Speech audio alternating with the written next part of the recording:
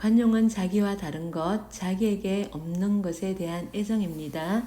수필입니다. 수필은 자신의 경험이나 생각을 서술해 놓은 글이지, 그지?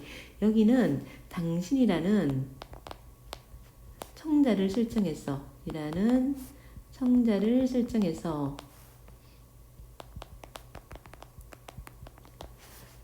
서간체 형식, 서간체 편지글이야.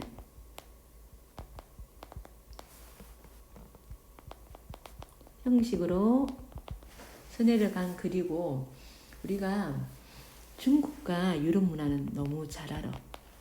세계사 시간에도 중국과 유럽 역사를 주로 배워요. 그래서 중국과 유럽 역사에 비해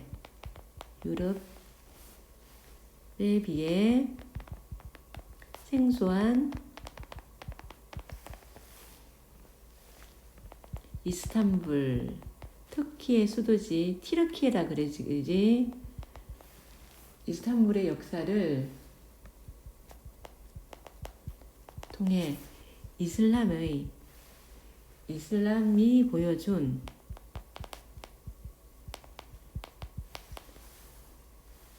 관용을 언급하면서 이슬람 문화권이 얼마나 기독교 문화를 많이 품어주었는가, 그걸 언급하면서 문화의 종속, 우리가 중국, 유럽만 생각하는 이 문화의 종속을 반성하고, 그리고 강자 논리, 강한 자에 의해서 모든 게 생각되어지는 그 강자 논리 극복을 얘기해주고 있고, 그리고 관용과 공존의 역사, 이슬람의 관용과 공존의 역사를 되새겨보는 그런 수필이야. 한번 볼게. 이스탄불은 먼 곳에 있었습니다. 이게 정말 그리상 먼 곳이라는 의미도 있겠지. 근데 심리적으로 굉장히 멀리 느껴졌다. 심리적 거리감을 얘기하고요. 그리로는 노마나 파리보다 가까웠음에도 불구하고, 우리 노마 파리 가는 것보다 이스탄불 터키가 더 가까워요.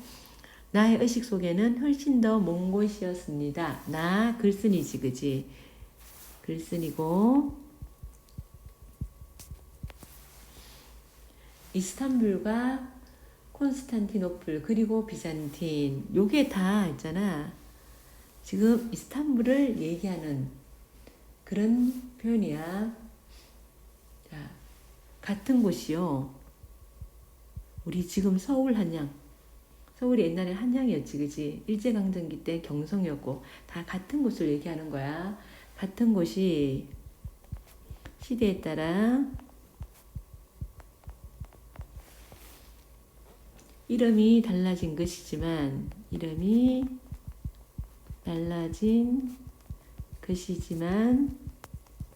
자, 서로 구별되지 않은 채, 글쓴이는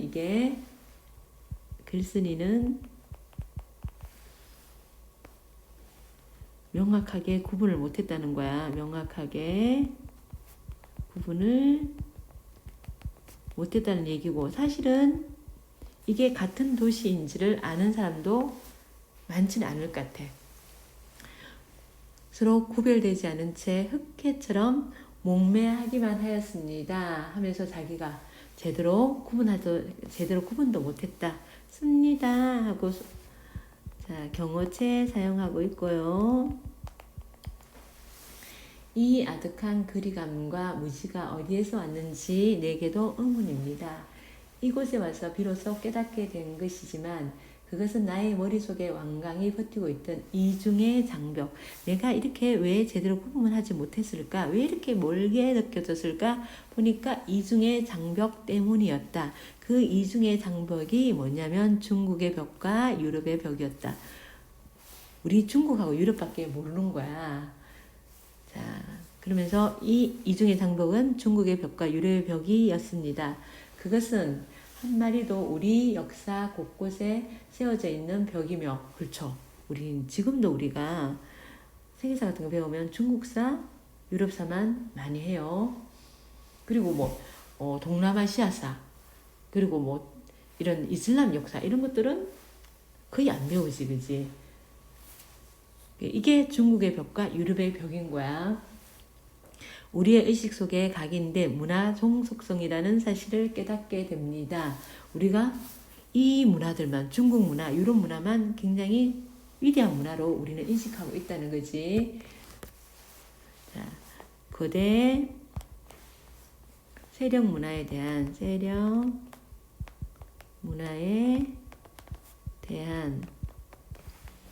종속적 사고방식을 우리는 갖고 있다는 거지. 종속적 사고방식. 이스탄불에 오는 이번 여정도 이 두 개의 장벽을 넘어온 셈입니다. 이스탄불 올 때 어떻게 했냐면 중국 대륙을 횡단하고 그러면 중국 벽을 넘은 거야. 중국 벽을 넘음. 그리고 런던과 파리, 아테네를 거쳐서 이건 유럽의 벽을 넘은 거야. 유럽의 벽을 넘음. 그리고 이스탄불에 도착했기 때문입니다. 돌궐과 홍로는 중하라는 벽을 넘지 않고는 결코 온당한 실상을 만날 수 없으며 돌궐 홍로족은요 중국의 한 부족이 된 것이 그지. 마찬가지로 유럽이라는 높은 벽을 넘지 않고는 이슬람과 비잔틴의 역사를 대면할 수가 없습니다. 만리장성보다 완고하고 만리장성 중국, 그리고 알프스보다 이거는 유럽이지. 더 높은 장벽이 우리의 생각을 가로막고 있음을 깨닫게 됩니다. 이 우리 머릿속에, 우리 의식 속에는 중국보다, 유럽보다 더 강하게 실제 만리장성, 알프스보다 더 높은 장벽이 우리 의식 속에 있는 거야. 이 중의 장벽이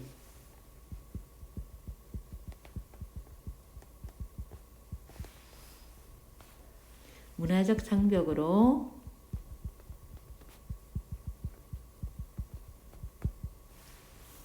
우리 사고 방식을 지배하고 있는 거야. 우리 사고 방식을 지배하고 있는 거고, 오늘은 그 두 개의 장벽을 넘어 이곳 이스탄불 소피아 성당과 블루모스크 사이에 앉아 이 엽서를 띄웁니다. 여기가 이제 누구에게? 당신에게. 요게 엽서를 띄운다. 엽서에 쓰는 거 서간문 형식이고요. 서간문 뭐니? 편지글. 서간문 형식이고, 그래서 서간문 형식을 통해서 독자에게 대화하듯 서술해주고 있습니다. 소피아 성당은 로마로부터 세계의 중심을 이곳으로 옮겨온 비잔틴 문명의 절정입니다.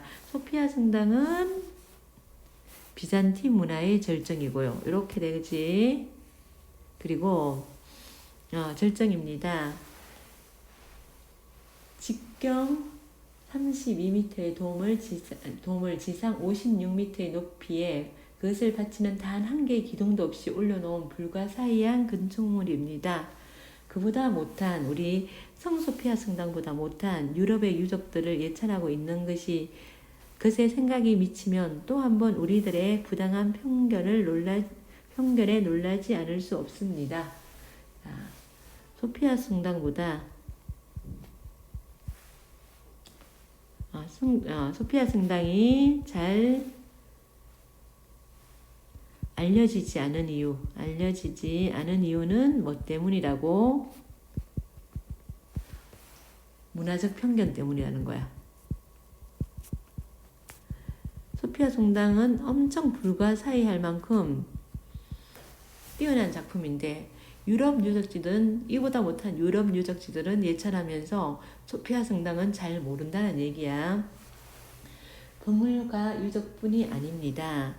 이스탄불에는 유럽 중심의 역사에서 완벽하게 소외된 수많은 사화들이 있습니다. 사화 이야기, 역사에 관한 이야기가 있다는 거야.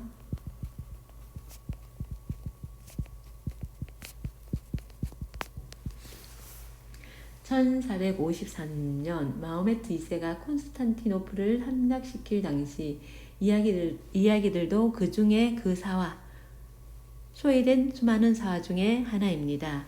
배가 산을 넘는 등 무수한 무용담은 그리스와 로마의 전사에서도 그의 필적할 사례를 찾을 수 없을 정도로 장대한 드라마입니다. 그 중에서 가장 충격적인 것은 이슬람에 대한 새로운 발견입니다. 여러 알려지지 않은 사화가 있는데 그 중에서 가장 충격적인 거 이슬람에 대한 새로운 발견. 1935년 그때까지 이슬람 사원으로 사용되던 소피아 성당을 박물관으로 개조되면서 드디어 드러난 사실이 이슬람에 대한 새로운 사실인데요.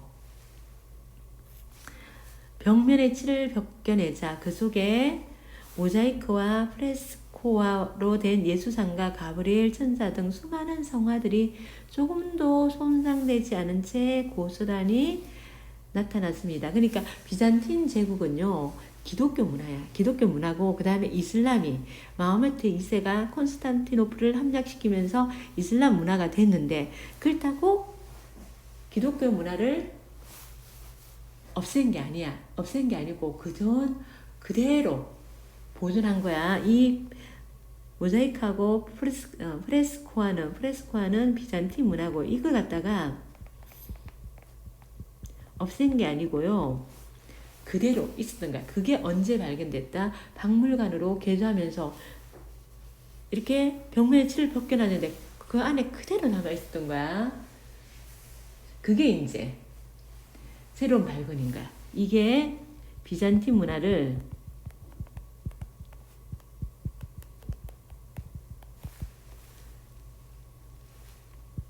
받아들인 이슬람의 관용이 새로운 발견인 거야. 500년 동안 잠자던 비잔틴의 찬란한 문명이 되살아난 것입니다. 벽면에 칠이 되어 있었다는 사실조차 모르고 있던 많은 사람들에게 경악을 금치 못하게 한 일대 사건입니다. 비잔틴 문명의 찬란함이 경탄의 대상이 되었음은 물론이지만 그보다 비잔틴 문명에 대한 오스만 티르크의 관대함, 이게 이제 놀라운 발견이지.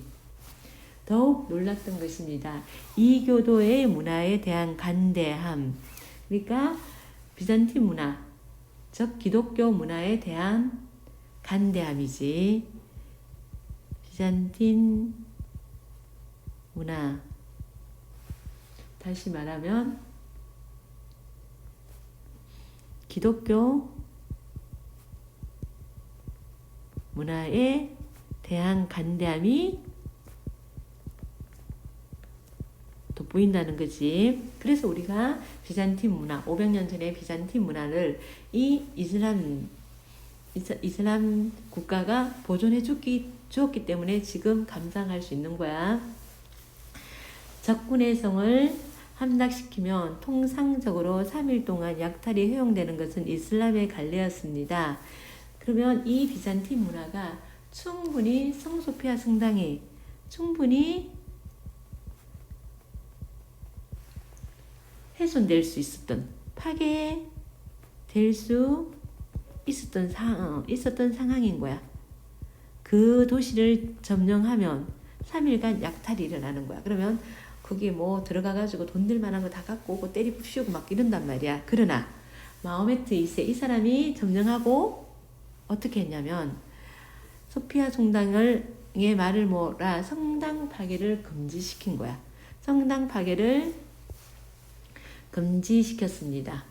그래서 지금 이 비잔틴 문화에 그 성화들이 다 남아있는 거야. 다 같은 하나님을 섬기는 성소를 파괴하지 말라는 엄명을 내린 다음 이제부터는 이곳이 사원이 아니라 모스크라고 선언하고 일체 약탈을 금했대요.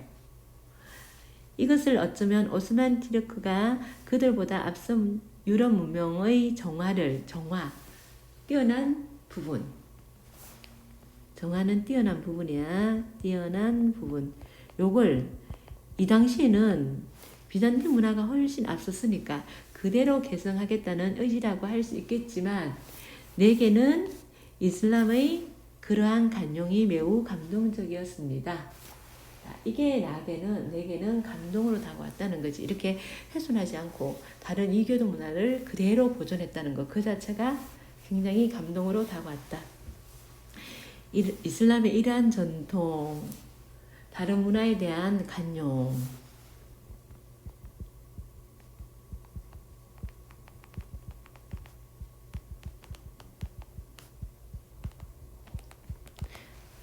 이야말로 오늘날 이스탄불을 공정과 대화의 도시로 남겨놓았습니다. 자, 공정과 대화의 도시, 동서 문화뿐만 아니고 옛날 고금, 직의 문화까지 고금의 문화들이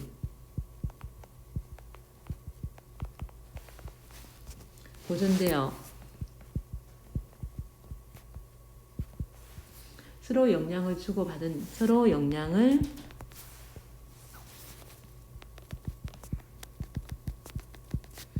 주고받는 도시라는 얘기고, 동가서 고와 금이 함께 숨쉬고 있습니다. 이스탄불은 보스포루스 해협을 사이에 두고 유럽 대륙과 아시아 대륙에 걸쳐 있는 실크로드의 종착지입니다. 터키는 스스로 아시리아, 그리스, 페르시아, 로마, 비잔틴, 오스만 투르크 등 역대 문명을 개성하고 있는 나라라고 자부합니다. 왜? 예전 문명을 말살하지 않고 예전 문명을 말살하지 않고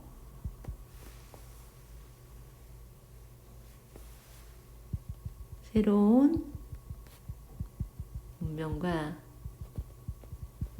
공존했기 때문에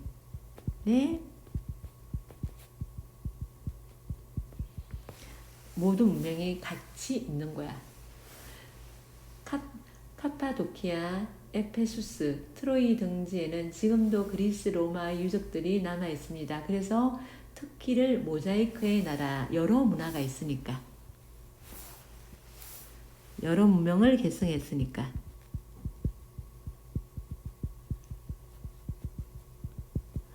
라고도 합니다. 그 다음에 우리들은 저마다 자기의 내면 깊숙한 곳에 자기에게 없는 것, 자기와 다른 것에 대한 애정을 간직하고 있다는 것을, 자, 우리들 마음속에는 없는 것, 그리고 나와 다른 것을 간직하고 있다는 것을 어디에서? 이곳 이스탄불에서 다시 한번 깨닫게 됩니다. 내 마음속에, 우리 내면의 차이를 존중하고, 우리 내면의 차이를 존중하고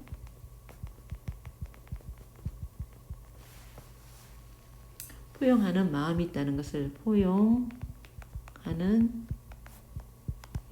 마음이 내재되어 있다고 지금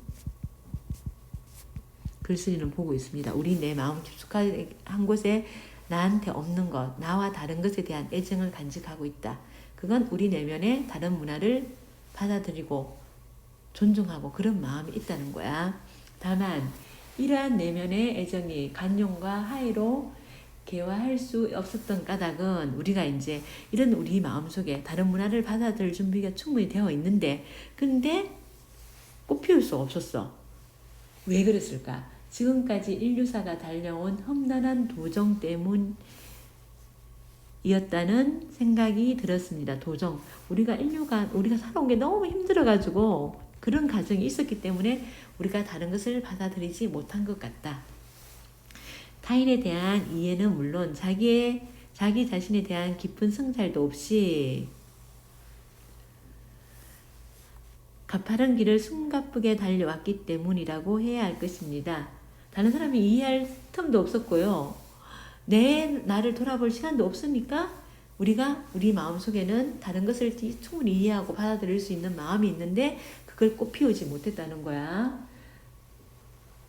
그래서 요것 때문에 이런 게 타인에 대한 이해는 물론 자기 자신도 성찰하지 못했기 때문에 다른 것에 대한 관용을 베풀 수 없었던 거야. 다른 것에 대한 관용을 베풀 여유가 없었다.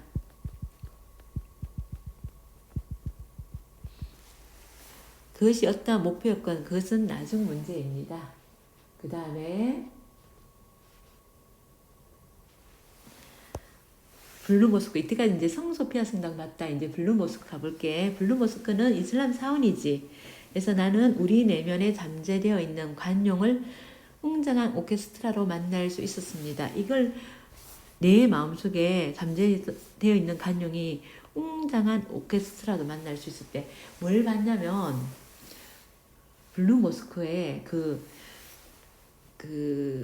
빛을 본 거야. 그 채색되어 있는 유리 사이로 들어오는 빛 있지. 블루모스크의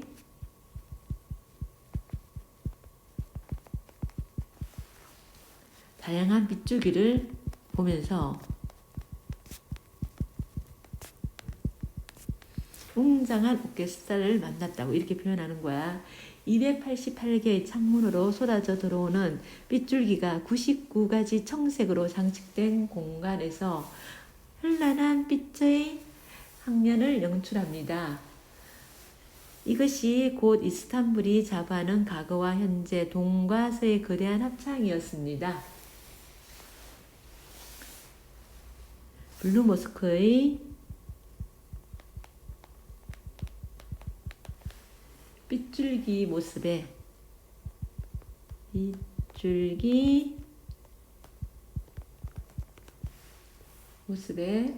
상징적 의미를 부여한 거야. 자, 블루모스크에 그 다양한 빛이 들어왔는데 그게 마치 동서고금의 거대한 합창 같다는 거야. 이 현란한 빛의 향연과 거대한 합창은 그 속에 서 있는 나 자신을 풍선처럼 커지게 하는 것 같았습니다.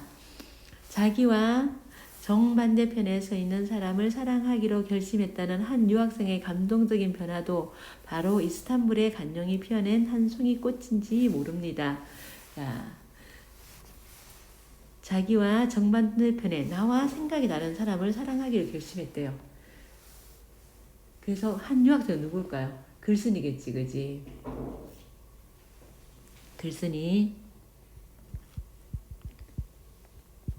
글쓴이의 결심이 나온 거지. 나와 다른 것을 사랑하기로 했다고. 감동적인 변화도 바로 관용이 피어낸 한 송이 꽃. 자, 한 송이 꽃은 이스탄불 문화는 어떤 문화? 관용의 문화지. 문화에 감명받은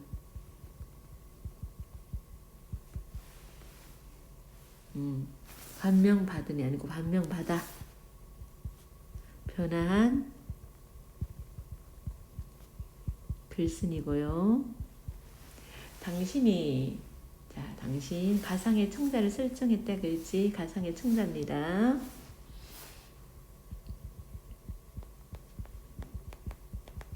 이스탄불로 나를 부른 까닭을 이제 알 수 있을 것 같습니다. 당신이 보여준 것은 이스탄불이 안고 있는 관용과 공존의 역사였습니다.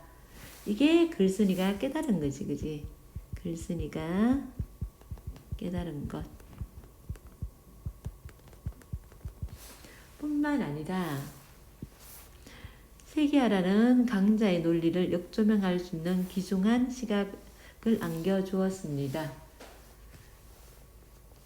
강자의 논리를 다시 생각해보게 되었다는 거야. 그러나 이스탄불에 있는 동안 내가 바라보고 있었던 것은 나의 의식 속에 자리 잡고 있는 거대한 두 개의 장벽이었습니다. 두 개의 장벽이 뭐니? 중국, 서양, 중심의 생각이지. 중심의 세계관.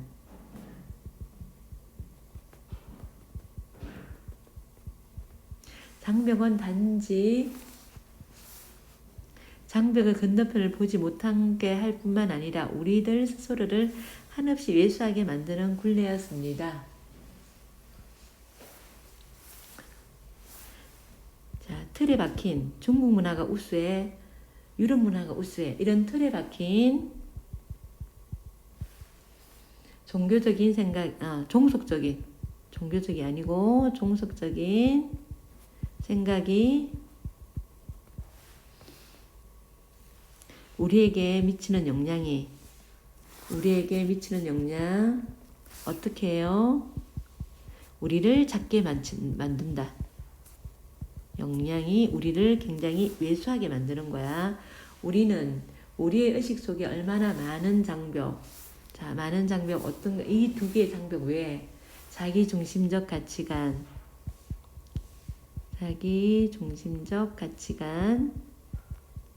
그리고 고정관념, 그리고 편견 쌓아놓고 있는가를 먼저 반성해야 할 것입니다. 그리고 그것을 열어가는 멀고 먼 여정에 나서야 할 것입니다. 우리 의식을 고정관념에서 벗어나야 된다. 그게 이스탄불의 역사를 다시 돌아보는 계기가 된다는 것. 여기까지고 수고하셨습니다.